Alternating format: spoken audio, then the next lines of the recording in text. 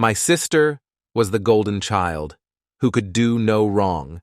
She committed a felony, and my parents wanted my help. I refused.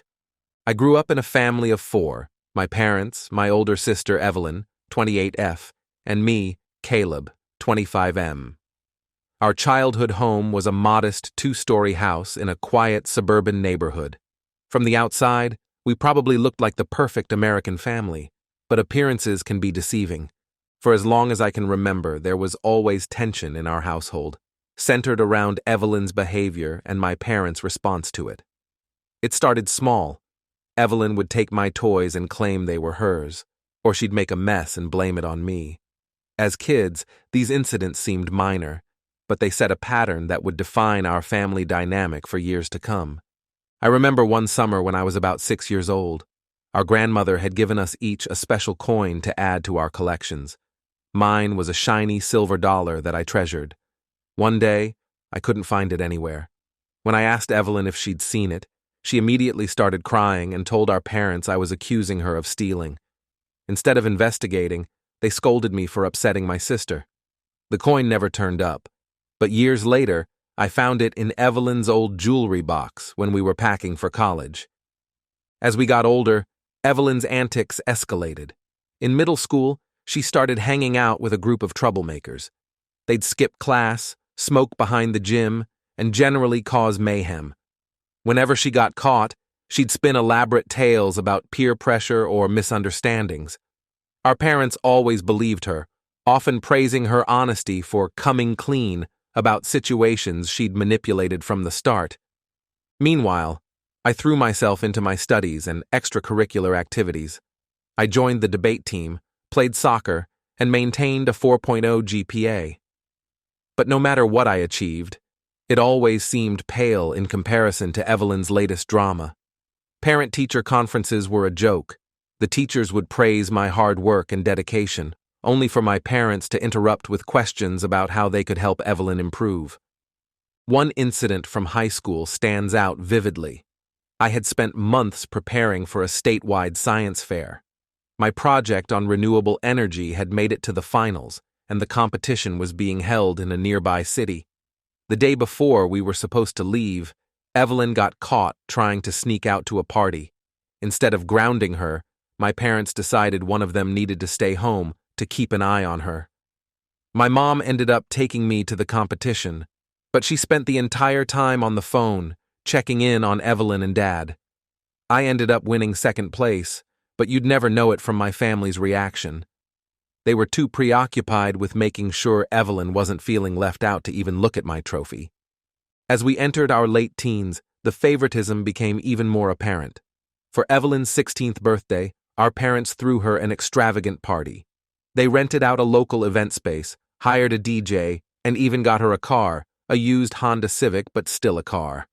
When my 16th birthday rolled around 2 years later, I got a card with $50 in it and a family dinner at the local Olive Garden.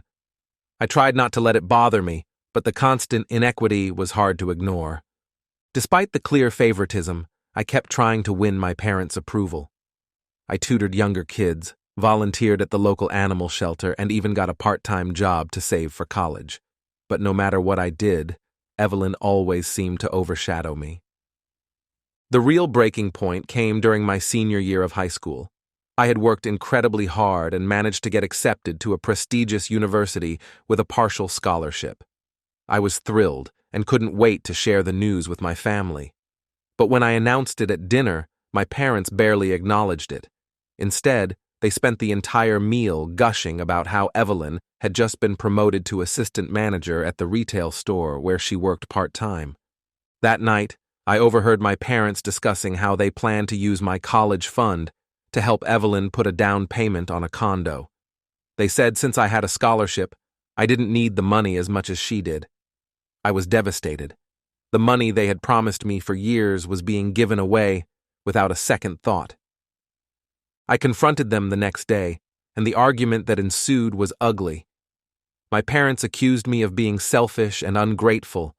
They brought up every sacrifice they'd ever made for us, conveniently forgetting that most of those sacrifices had been for Evelyn's benefit. Evelyn smugly stood by and watched as they berated me. In that moment, I realized that nothing I ever did would be good enough in their eyes. I was done trying to earn their approval. The next few months were tense. I withdrew from family activities, spending most of my time in my room or out of the house. I picked up extra shifts at my part-time job, squirreling away every penny I could. I was determined to make it on my own, since I couldn't count on my parents' support. I left for college that fall with a mixture of excitement and trepidation. On one hand, I was thrilled to be out of that house and starting my own life. On the other, I was terrified of navigating college without the safety net I'd always assumed I'd have. Those first few months were tough. I worked multiple jobs, shelving books at the library, delivering pizzas, and tutoring other students, just to make ends meet. There were nights I went to bed hungry because I had to choose between food and textbooks. But slowly, things got better. I found a group of friends who appreciated me for who I was. I excelled in my classes, earning praise from professors who actually seemed to care about my success. Over the next few years, I limited my contact with my family to brief phone calls on holidays. Each time, it was the same. My parents would give me a quick hello before launching into a monologue about Evelyn's latest accomplishments. I learned to keep the calls short and emotionally detached. After graduation, I landed a great job in marketing and slowly built a life for myself. I made wonderful friends who became like family to me. I even started dating someone, Monica, 24F, who was kind, supportive, and everything I could have hoped for in a partner. Monica came from a close-knit family, and at first, I was hesitant to tell her about my own family situation. But as our relationship grew serious, I opened up to her. To my surprise, she didn't judge me or try to push me to reconcile with my family. Instead, she listened, offered support, and helped me see that I deserved better than the treatment I'd received. Last month, out of the blue, I got a call from my mother. She was in tears, saying that Evelyn had gotten into some legal trouble and they needed my help. Apparently, Evelyn had been embezzling money from her workplace and got caught.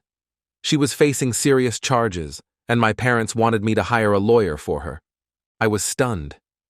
After years of favoritism and mistreatment, they had the audacity to ask me for help? I told them firmly that I wanted no part of it. They tried to guilt me, saying that family should stick together in times of crisis. But where was that family loyalty when I needed support all those years? My father then angrily said that if I didn't help, I would no longer be welcome in the family. I calmly replied that I hadn't felt like part of their family in years anyway, so that wasn't much of a threat. Then I hung up and blocked their numbers. Part of me feels guilty for turning my back on them. There's still that little boy inside me who desperately wants his parents' approval, but a larger part feels relieved. I'm tired of being the family scapegoat, always expected to fall in line and clean up messes I didn't make. I talked it over with Monica, and she supports my decision.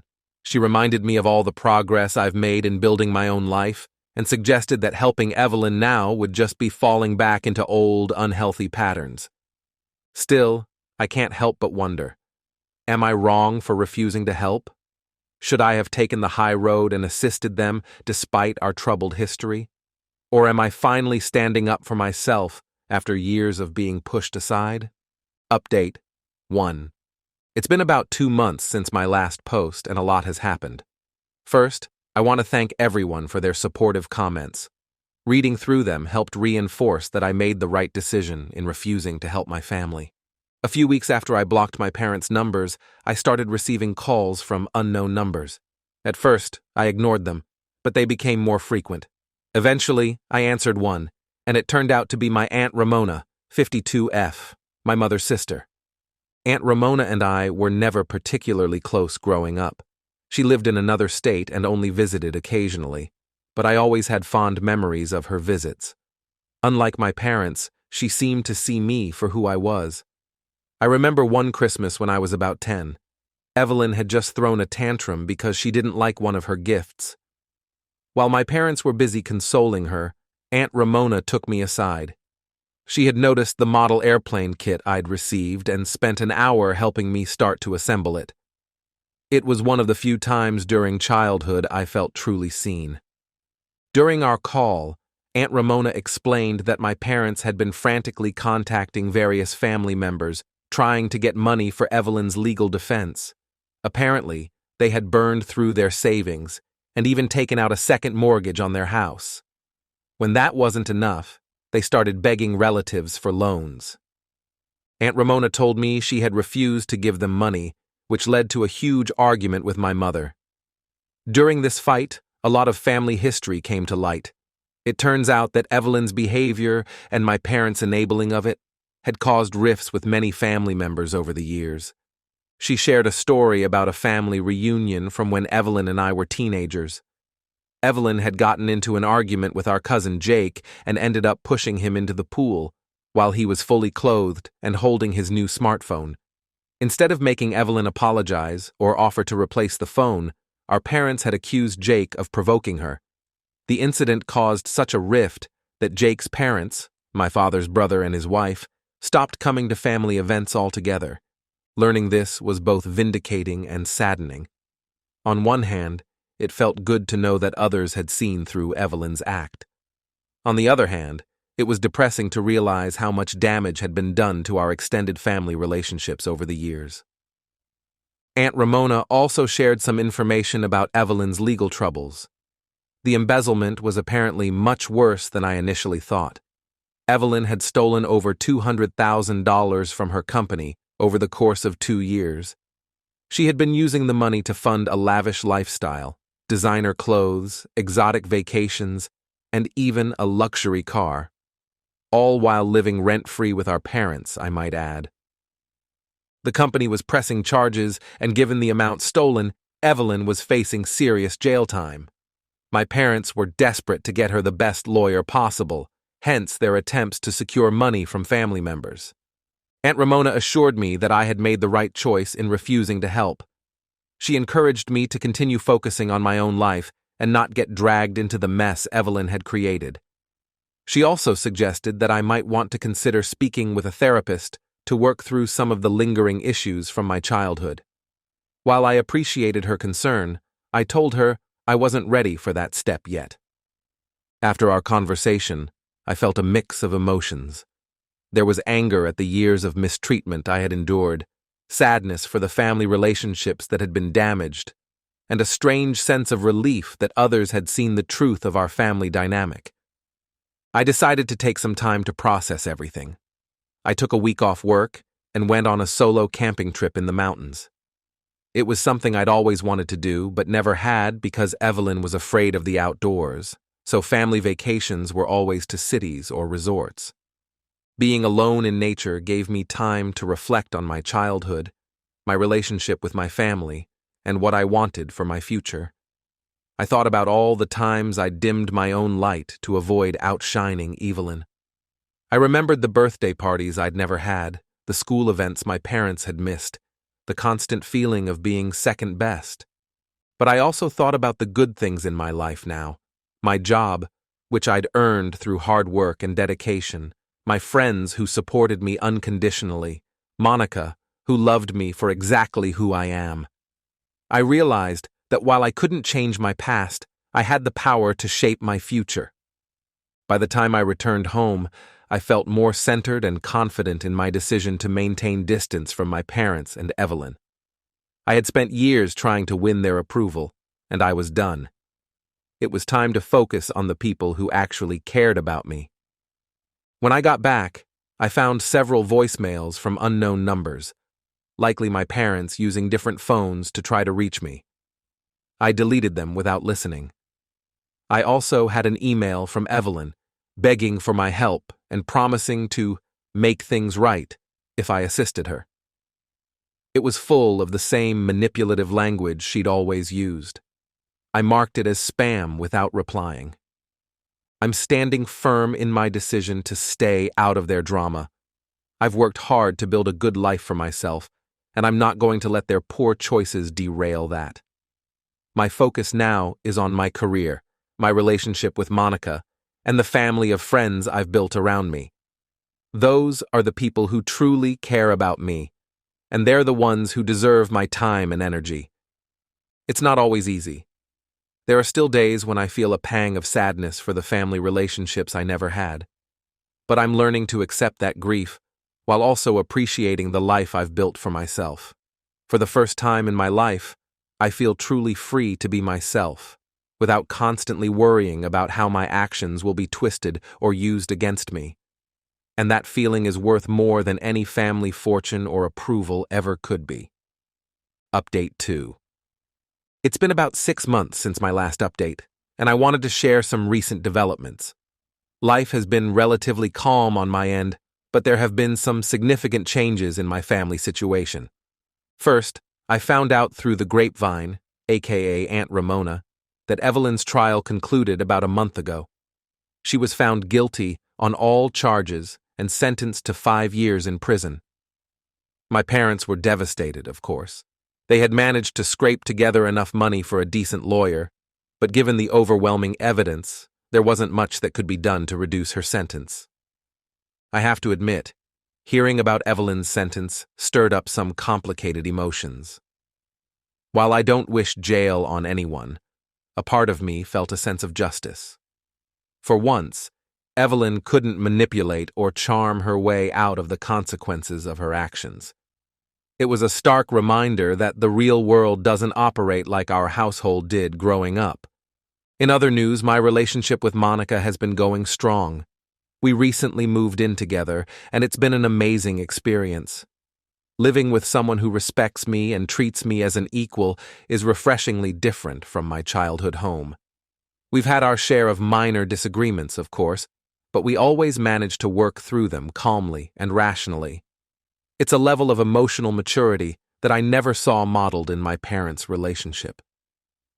About a month ago, Monica and I attended a friend's wedding.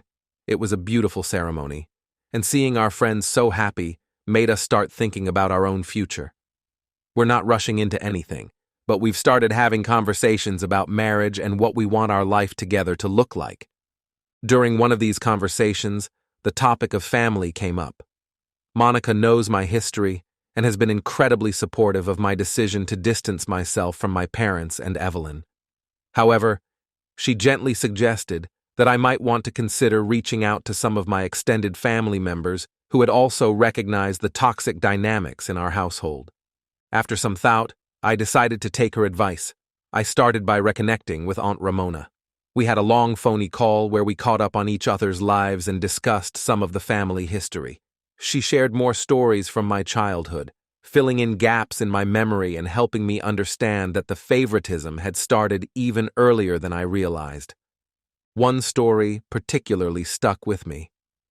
Apparently, when I was just starting school, I had won a small award for a drawing I'd done. My kindergarten teacher had been so impressed that she'd called my parents to tell them about it. But that same day, Evelyn had gotten in trouble for pushing another kid on the playground. According to Aunt Ramona, my parents had been so focused on dealing with Evelyn that they completely forgot to even mention my award. I had no memory of this incident, but hearing about it helped explain the deep-seated feeling of being overlooked that I'd carried with me for so long. Encouraged by this positive interaction, I reached out to a couple of cousins I had been close to as a child. Like with Aunt Ramona, these conversations were healing in a way I hadn't expected. My cousin Jake, the one who'd had his phone ruined by Evelyn at the family reunion, and I had a particularly good talk. He shared his own frustrations with how Evelyn had been treated differently, and we bonded over our shared experiences. I apologize for the interruption. I'll continue the post from where we left off. Update 2, continued. It was comforting to rebuild these connections and to be seen for who I really am, not the scapegoat role I had been forced into for so long. As for my parents, I still haven't had any direct contact with them. However, I did receive a letter in the mail from my mother about a week ago. In it, she apologized for their past behavior and for asking me to help with Evelyn's legal troubles. She wrote that Evelyn's conviction had been a wake-up call for them, making them realize how their favoritism had damaged our family. The letter brought up a lot of old memories. I remembered the time I broke my arm falling out of a tree when I was 9. Evelyn had dared me to climb higher than I was comfortable with, and when I fell, she ran inside crying about how it was all her fault. By the time we got to the hospital, somehow the story had transformed into Evelyn heroically trying to save me from my own recklessness. I spent the whole ride home with a throbbing arm, listening to my parents praise Evelyn for her quick thinking. My mother's letter concluded with a request to meet and try to rebuild our relationship. I'm conflicted about how to respond. On one hand, I've been doing well without them in my life, and I'm wary of opening old wounds. On the other hand, a small part of me wonders if people can truly change and if there's any possibility of having a healthy relationship with them. For now, I've decided not to respond to the letter. I'm going to take some time to process my feelings and discuss it further with Monica and maybe even Aunt Ramona. I know I don't owe them anything, but I want to make sure whatever decision I make is one I can live with long term. Life is good right now, and I'm focusing on the positive relationships in my life. Monica and I are talking about taking a vacation together next month, maybe to that mountain range where I went camping. I'm excited to share that experience with her. At work, I've been given more responsibilities, and there's talk of a potential promotion in the near future. Whether or not my parents ever become a part of my life again remains to be seen, but I'm no longer letting their actions or opinions dictate my happiness. I'm in control of my own life now, and that feels pretty great. Update 3. It's been almost a year since my last update, and I wanted to share some final thoughts on this chapter of my life. A lot has changed, and I feel like I've reached a place of peace with my past and excitement for my future. First, the big news. Monica and I got engaged. I proposed during a weekend getaway to the beach where we had our first vacation together. It was a perfect moment, and I'm thrilled to be starting this new chapter of my life with someone who truly loves and supports me. Planning our wedding has brought up some complicated feelings about family. Monica's family is wonderful and has welcomed me with open arms. Seeing their healthy family dynamics has been both healing and, at times, a painful reminder of what I missed out on growing up. After much consideration and many discussions with Monica, I decided to respond to my mother's letter from my last update.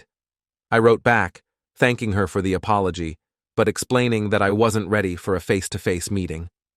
I did, however, agree to have a phone call with them. That call was intense. There were tears, accusations, and eventually some genuine moments of understanding. My parents admitted that they had failed me as a child and expressed deep regret for their actions. They've been attending family therapy, without Evelyn, who is still in prison, and seem to be genuinely working on their issues. During the call, my mother brought up a memory from when I was very young, maybe 4 or 5. Apparently, I had drawn a family picture for a school project, but I had only drawn myself, Mom, and Dad, no Evelyn. When the teacher asked about it, I had said, "Evelyn doesn't play with us, so she's not in the picture." My mother said that moment should have been a wake-up call, but instead, they had just focused on making Evelyn feel more included, once again overlooking my feelings. While it was good to hear them take responsibility, I made it clear that I wasn't interested in immediately resuming a close relationship. I told them that trust takes time to rebuild, and that if they were serious about making amends, they needed to respect my boundaries. To my surprise, they agreed. We've since had a few more phone calls, each a little less awkward than the last. They've been respectful of my wishes and haven't pushed for more than I'm comfortable with. It's a small step, but it feels like progress. As for Evelyn, I've had no direct contact with her. My parents mentioned that she's been attending therapy and vocational training in prison. They say she's showing signs of change, but I'm skeptical. Years of manipulation aren't erased overnight, and I'm not ready to open that door yet. On a brighter note, my relationships with my extended family have continued to grow stronger. Aunt Ramona has become a wonderful source of support, and I've reconnected with several cousins. It's been healing to build these positive family connections. Monica and I have decided to have a small wedding next spring. We're inviting my extended family members who have been supportive, but we're still undecided about my parents. It's a decision we'll make closer to the date, based on how our slowly rebuilding relationship progresses. Looking back on everything that's happened since my original post, I'm proud of how far I've come. I've learned to set boundaries, to value myself, and to surround myself with people who genuinely care about me. I'm no longer the scapegoat or the forgotten child. I'm my own person, building my own family and my own happiness. As for me, I'm looking forward to my future with Monica, my career, and the family we'll build together, both the one we create and the one we choose. Life isn't perfect, but it's pretty damn good, and I'm grateful for every day of it.